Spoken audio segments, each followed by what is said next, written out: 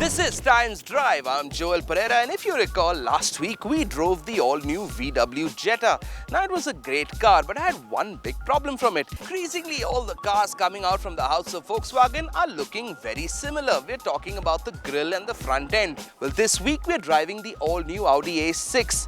And here's a fun fact. Audi too belongs to the extended Volkswagen family. I guess the disease has spread.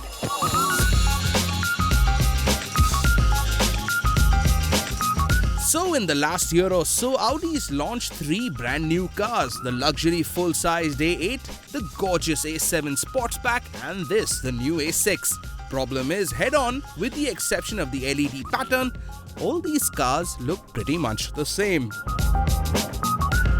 Now, as looks go, this isn't a bad one, but this entire concept of family branding can only go so far, right? But anyway, that's just how it looks. What's important to me is how it is behind the wheel. So, enough of this gay banter. Let's drive. This ain't the first time I caught you out again. It's been your time.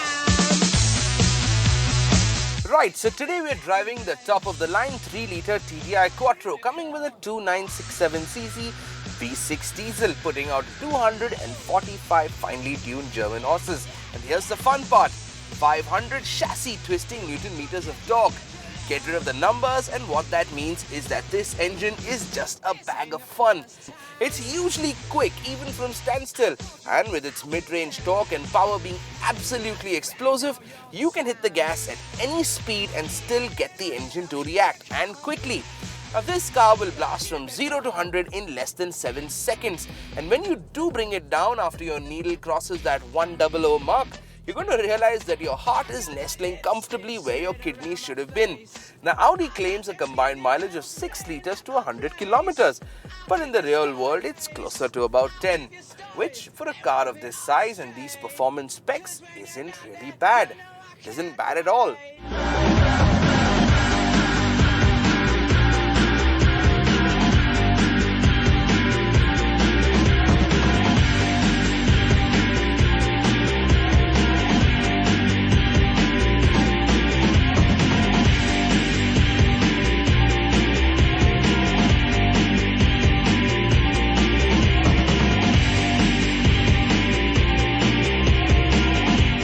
That power to the road is Audi's 7-speed Steptronic gearbox with the regular bouquet of selections. There's D for drive, S for sport, and then there's the Pappy paddle shifters, almost mandatory for cars like these. Now, normally when you want to drive aggressively, you need to either switch to sport mode or engage the paddle shifters to take control of the gear shifts or lengthen the duration between shift times. But with the A6, you're just kind of continuously surfing this huge wave of torque. There really isn't any need to do anything. Need to overtake that lumbering bus on the highway? Squeeze in more diesel into the engine and you're getting all the extra power you need. Still, having paddle shifters does make the drive fun, especially when you're driving in the hills.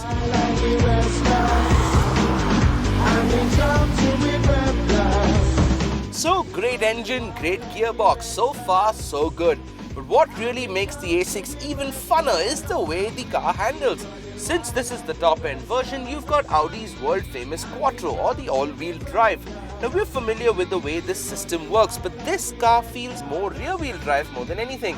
Power shifts to the front wheel only when slip is detected. What that means is that this car will go wherever you want it to. Now, think of going that way, twist the steering, and you're there.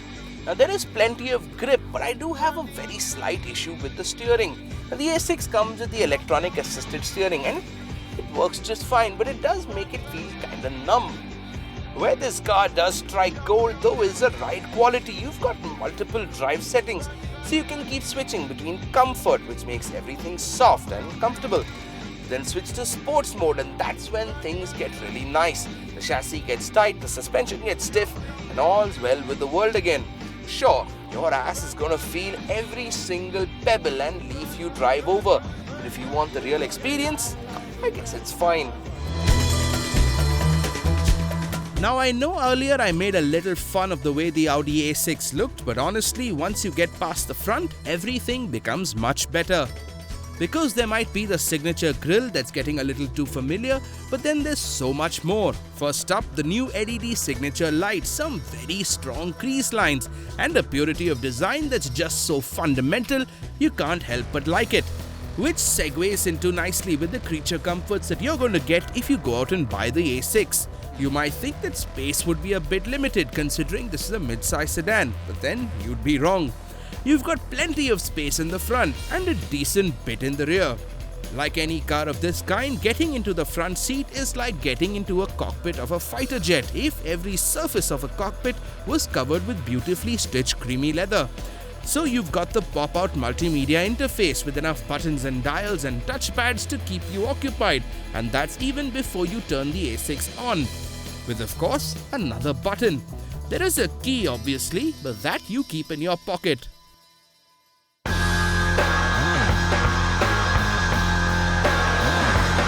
Here's the all-new A6 and it's competing against its traditional rivals from the fatherland.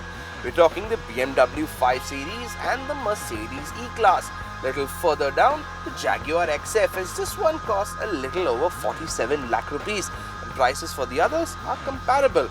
The question is, if you have this much money to spend, will you buy the new A6 or rather, would you drive it?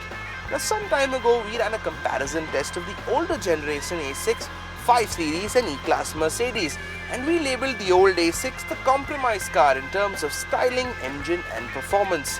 With the new A6 though, Audi's given this car far more personality than it ever had, making it the meanest, gnarliest A6 just yet.